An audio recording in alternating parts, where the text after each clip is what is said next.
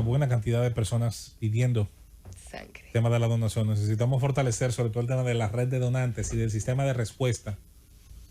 Volver a reeducar a la gente con respecto al tema de la donación.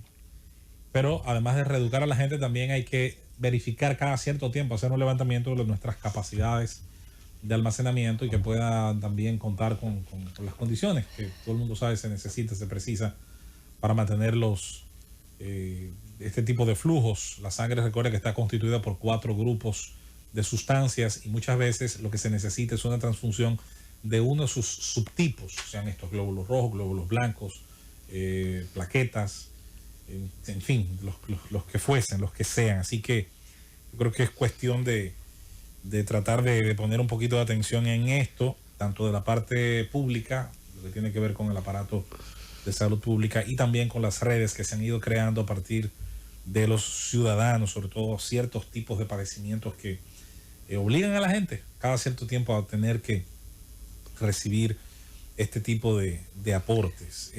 Todo el mundo conoce la información de lo que ocurrió en Miami, donde se derrumbó un edificio. Se supone que más de 30 personas quedaron atrapadas. Hasta que no aparezcan los cadáveres o se hagan los levantamientos del lugar, quedan como desaparecidos. Ya había una muerte confirmada, pero 12, 13 horas después sabe que se reducen muchísimo las posibilidades de que personas hayan quedado vivas dentro de los cascotes, dentro de los escombros. Y este tipo de cosas, cuando ocurre, sabiendo que la Florida, independientemente de su suelo bastante húmedo, permeado por el tema de agua, es uno de los estados de la Unión Norteamericana donde hay más regulaciones para trabajar fundamentos, para trabajar subsuelo, para trabajar excavaciones. Si usted va, de hecho, a la ciudad de Miami, verá que su tren masivo, su metro, para decirlo en buen dominicano, es elevado, va por arriba. Por eso tal vez es uno de los menos famosos, ¿no?, de esa nación.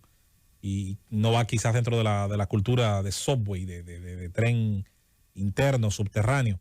Así que una pena esto que ocurre, y como siempre decimos, no se trata de vindicar nada, ningún triunfo, ningún éxito en la tragedia, jamás, pero sí de ver las barbas del vecino arder y poner las nuestras en remojo. Cada vez que esto ocurre, pues uno tiende a preguntarse cuál es el estado de la supervisión que tienen sobre todo los gobiernos municipales, que aprueban planos que a su vez deben, en teoría, pasar por las manos de un ingeniero estructuralista, que es el que firma, que es el que debe, en base a sus conocimientos y criterios, de alguna manera endosar esos planos, ese plan de construcción, para que el mismo pueda resistir de acuerdo al estudio de suelos, de acuerdo al diseño, a los deseos y a las necesidades del constructor, o las necesidades que él proyecta en sus compradores, pues pueda resistir tanto los embates de un huracán como las posibilidades de sobrevivir a un sismo leve, moderado,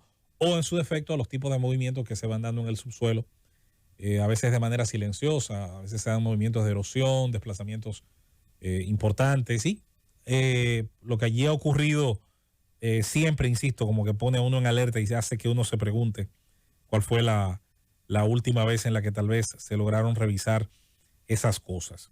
Me quiero referir, y voy en eso a darle continuidad al tema de las vacunas, puesto que nuestra compañera Susana, en un enfoque obviamente muy emotivo, acaba de hablar de ese tema. Yo quiero referirme al hecho de que hoy por hoy el discurso de negación de las personas que incluso no solamente dicen no me voy a vacunar porque no es una vacuna aprobada por la FDA o porque no atravesó los 10 años, 9, que otras vacunas sí atravesaron. Esas razones que algunos dan. Hay quienes han ido más allá e incluso, como muy bien dice Susana, culpabilizan sin ninguna data, sin ningún estudio, sin ningún señalamiento. Incluso van más allá y culpan a la vacuna, a la inoculación, de provocar muertes, lo cual ya obviamente cambia las cosas de claro oscuro. Lo primero que hay que entender en una época como esta, donde, como muy bien previó el escritor Aldous Huxley en su libro Un Mundo Feliz, el problema de esta época no iba a ser la escasez de información o que la información estuviese tan controlada por el Estado, como muchos temían, y su par Orwell temía en las novelas que escribía, sobre todo en 1984. El problema sería lo contrario.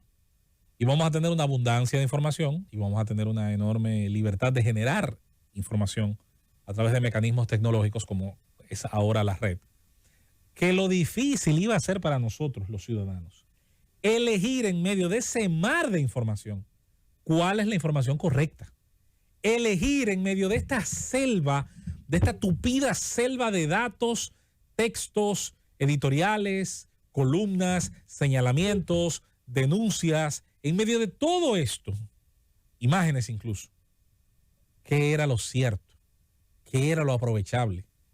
¿Qué es lo que podemos sumarle a nuestras vidas, a nuestras conciencias, que realmente puede ayudarnos? Es como que usted entre a la selva amazónica en busca de una cura, de un árbol que tiene una sustancia en específico para curar algún mal en específico.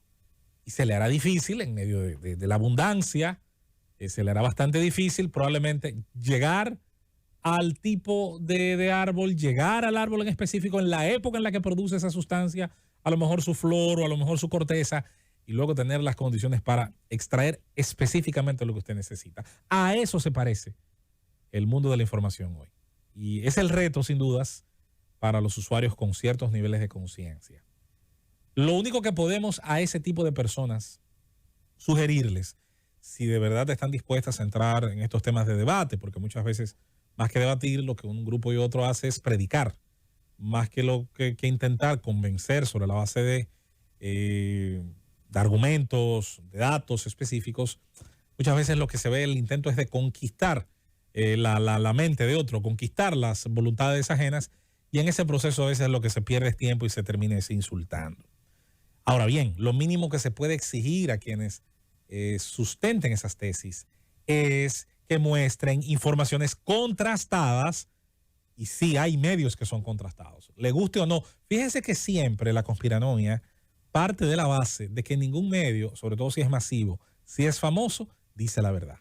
La idea de que todos los medios al mismo tiempo, independientemente de sus dueños, de sus accionistas o de los países donde estén o de las inclinaciones hasta políticas que tengan, son parte de una gran conspiración. Si un medio conservador sugiere, promueve la vacuna, bueno, ese medio la promueve porque a lo mejor el dueño, por la quinta rama, es accionista de uno de los grupos que tienen dinero en Pfizer. Pero si por otro lado lo hace un medio de corte liberal, de los que tiene otras agendas, de los que tiene otras opiniones en política, entonces resulta que al mismo tiempo ese mismo medio también pertenece a esa misma conspiración. Las teorías de conspiración no deben ni ser prohibidas, ni deben ser execradas. El mundo al final es una suma de conspiraciones. La palabra conspiración por sí misma no significa nada malo. Se conspira cuando se planifica en secreto, cuando se planifica a discreción algo. Las conspiraciones se dan en el mundo todos los días, en el mundo de la política, en el mundo de los negocios, en el mundo de la ciencia. Unas triunfan, otras no. Unas prevalecen y pueden incluso pasar a ser de manera pública ideas, planes, proyectos, líneas a seguir, y otras se quedan dentro del mundo del oculto. En el caso que concierne a las teorías de conspiración, que son más rocambolescas, más bizarras, que se salen más de lo normal, la tesis siempre se puede demostrar o evidenciar sus falencias cuando usted pregunta las fuentes, cuando dentro de las fuentes usted cuestiona la data, cuando dentro de la data usted cuestiona lo representativa que es, qué tan grande, qué tan pequeña, para permitir que pueda ser extrapolada a otras áreas, a otros grupos más grandes de la humanidad. Cuando usted haga ese ejercicio, se va a dar cuenta, y ese ejercicio es lo que llamamos en otros casos un método.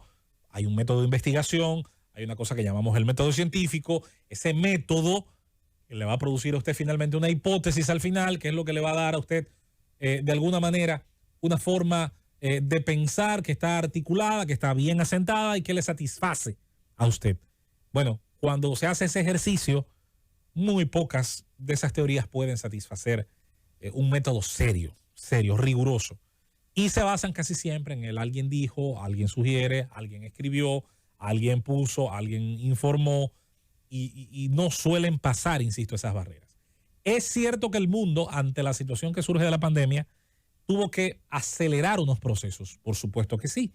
Nosotros recordamos haber hablado de eso aquí cuando iniciaba esta situación, cuando de los tiempos normales, en un mundo sin una pandemia acechando, pues pasábamos a esta situación que aun cuando su cantidad de víctimas mortales mantiene unos porcentajes de letalidad que son más bajos que los de otras pandemias, el hecho de que su número de contagios, su base, la base de la pirámide, es tan amplia, es una base de la pirámide, es decir, el total de contagiados, es la población de un país.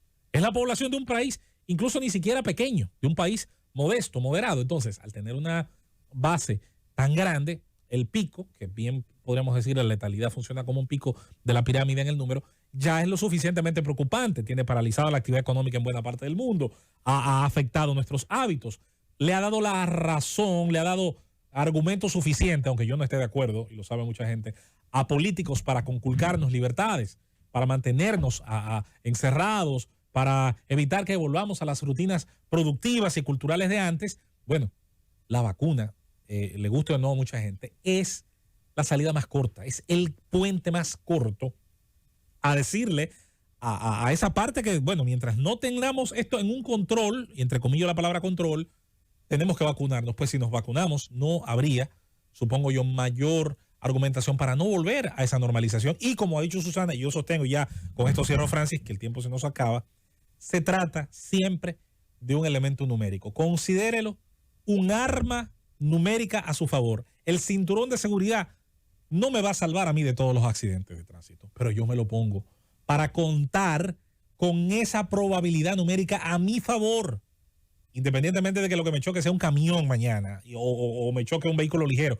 El cinturón de seguridad jugará un rol que casi siempre va a ser en el 99.99% de los casos favorable a mí, independientemente de cómo culmine el accidente. Habrá gente que padeciendo de manera grave el virus, pero habiéndose vacunado con las 2 dosis y habiendo desarrollado los anticuerpos que ésta permiten, posiblemente se esté salvando, no de la gravedad, que a lo mejor nada la evitó, pero sí de la muerte, que sí probablemente esa sea la diferencia. Hay que entenderlo como eso. Probabilidades a nuestro favor. Cada vacuna tendrá unos números, unos mayores que otros tal vez, en cuanto a ese margen numérico, que luego varía, porque cada organismo es distinto, porque las condiciones que eran previas a padecer el virus, de que usted fuma, de que usted bebe, de que usted era asmático, de que usted es obeso, de que tiene vida sedentaria, también van a variar. Pero siempre, en cada uno de esos casos, la vacuna vendrá a intentar elevar esa probabilidad. Juegue con los números a su favor y muy posiblemente usted le va a hacer frente con éxito a esta terrible situación.